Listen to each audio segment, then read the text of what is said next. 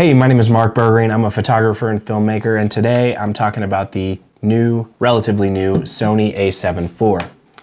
This review is going to cover a handful of topics, mainly the improvements over the A7 III, and I'm going to categorize my review into the following categories: build and appearance, ergonomics and handling, focus performance, low light performance, image quality, overall performance, some useful features, and the value for the money. And then I'll give you my closing thoughts. So those will be all linked in the chapters below if you want to skip to a particular section. So first up, let's talk about build and appearance. The Sony A7IV has quite a few changes. It is the latest generation in the really popular Sony A7 lineup.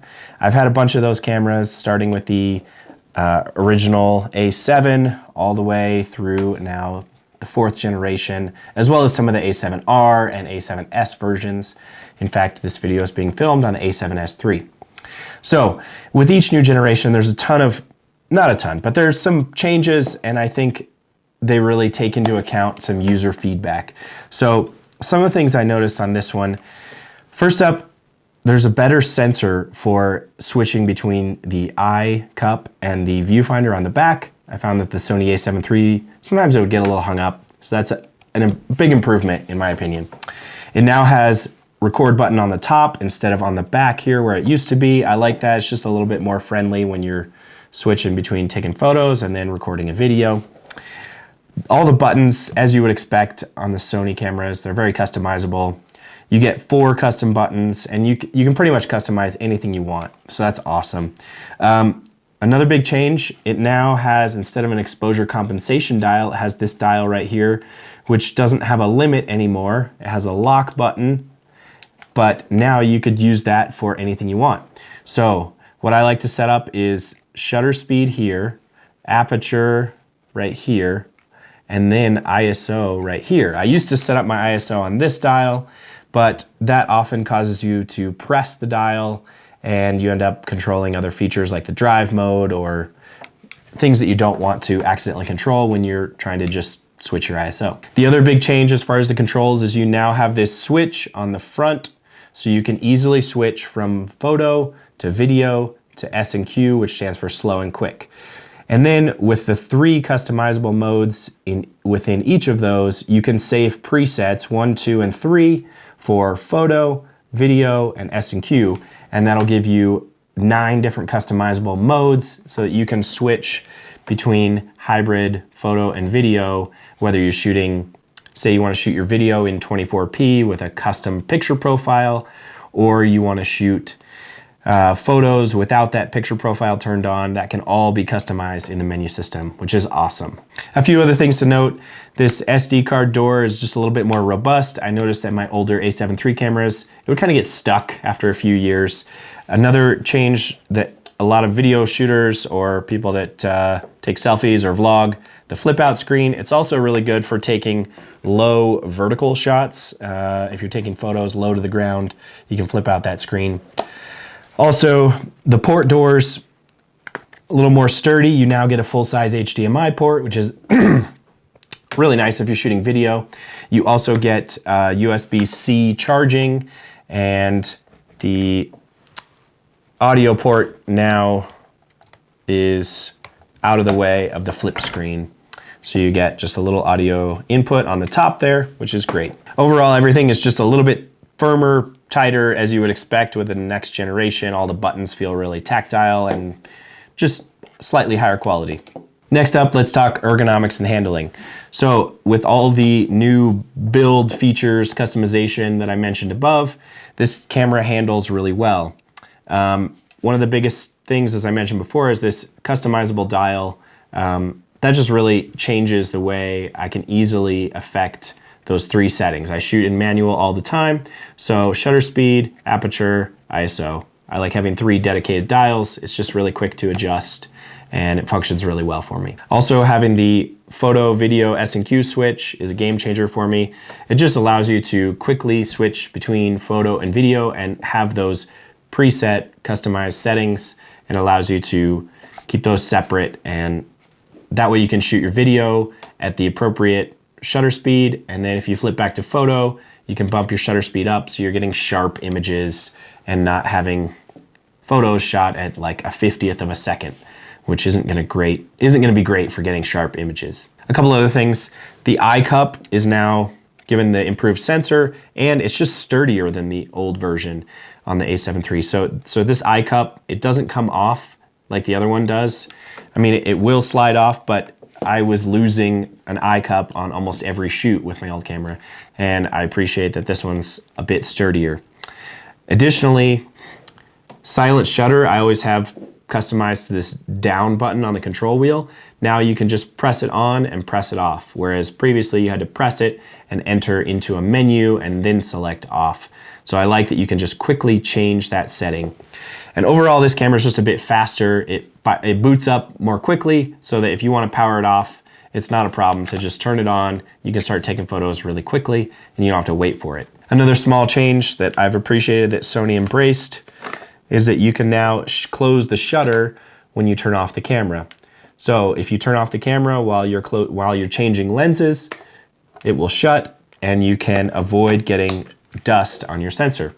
Obviously, you're exposing the shutter, which is a fragile piece of equipment, so you don't want to damage that, but I think it helps keep the sensor cleaner overall, less air blasting it on every shoot, and so that's a handy little improvement that Canon and I think Nikon have been doing for a while that Sony has now embraced. Next up, let's talk focus performance. So this camera incorporates the latest gen focus system from the top of the line Sony A1. So you're getting touch to track, you're getting eye autofocus in video mode, you're getting basically all of their focus features. So similar to when the A7 III was released and it inherited the focus system of the A9, I think it was at the time, you're getting the latest and greatest in autofocus. So I really think the touch to track is an awesome feature that I use quite a bit. It's really straightforward, simple. All you do is touch the back screen, it locks onto an object and tracks that object through the frame. Even if it goes behind something or quickly goes out of the frame and comes back in, it's pretty stable and it locks on really well. I've also had really good luck focusing in low light because of the ISO performance of the sensor.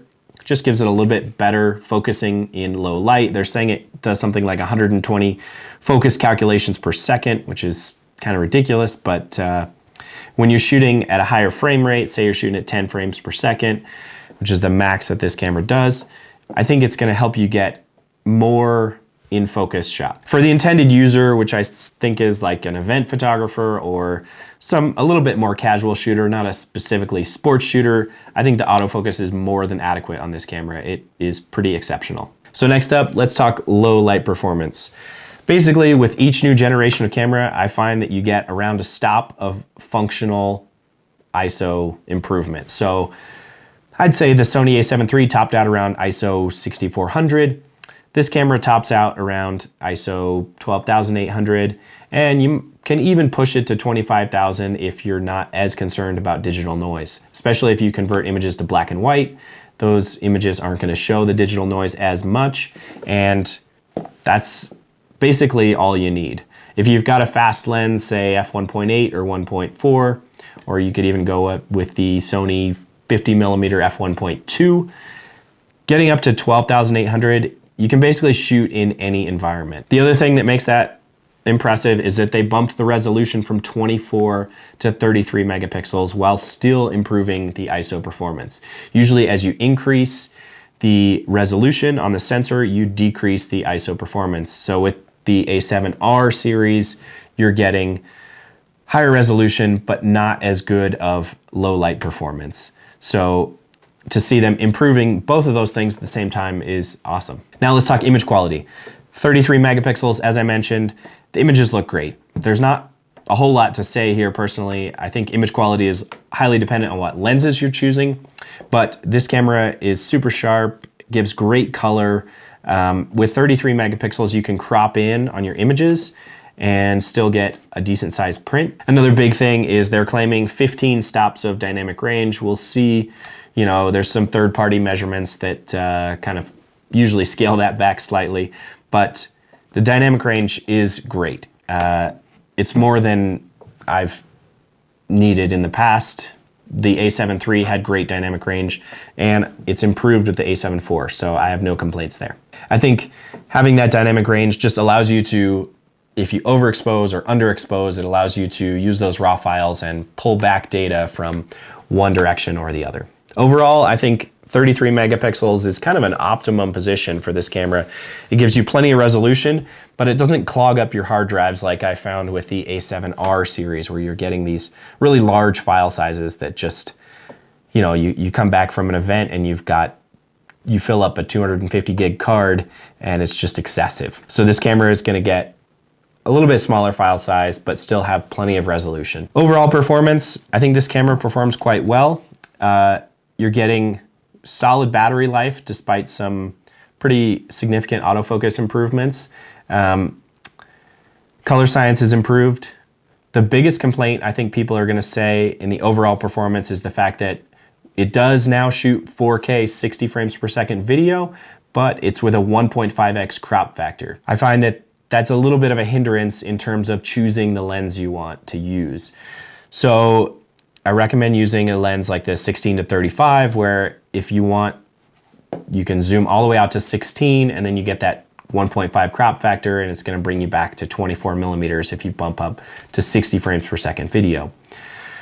I wish they could eliminate that. They say it's because of overheating. I'd rather have the ability to, you know, overheat the camera and have it shut down without that crop factor, but that's what we're given. Overall, this camera has awesome ergonomics, great performance, and it's just the latest in a solid lineup of cameras. I'm pretty happy with it overall, despite the shortcomings in that 4K video mode. Now let's talk about some other useful features. Big improvement on the menu system. So you're getting the menu system from the Sony A7 III, where you've got the touch scroll, and it's just a lot better organized than previous cameras. They were kind of all over the place with the menu. They've refined it a bit, but you still really have to dig in and learn the menu and customize it to your needs. There's a custom menu function where you can save all your commonly used functions, but there's just so much in there that you can customize, which is great, but it takes a bit of a learning curve. A couple of the things that you can dig in and find are obviously the button customization is essential to getting it to work the way you want. A couple other little things like the fact that you can get the shutter to close when you turn off the camera, prevent dust on the sensor. There's shockless white balance, which is great if you're shooting video and you're transitioning between scenes. It won't adjust it so quickly. That can be customized in the menu. You can turn on animal eye autofocus. There's just a ton of cool features that you really have to dig in and learn in order to get this camera to perform its best. Now let's talk value for the money. The Sony A7 IV is coming in around $2,500, which I think is slightly above where the A7 III came on the market, but you're definitely getting some performance improvements, and I think it's a pretty good value.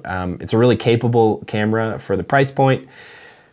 You're getting some of the features in terms of autofocus from the Sony A1, which comes in at like $6,500. So that's a significantly higher end camera.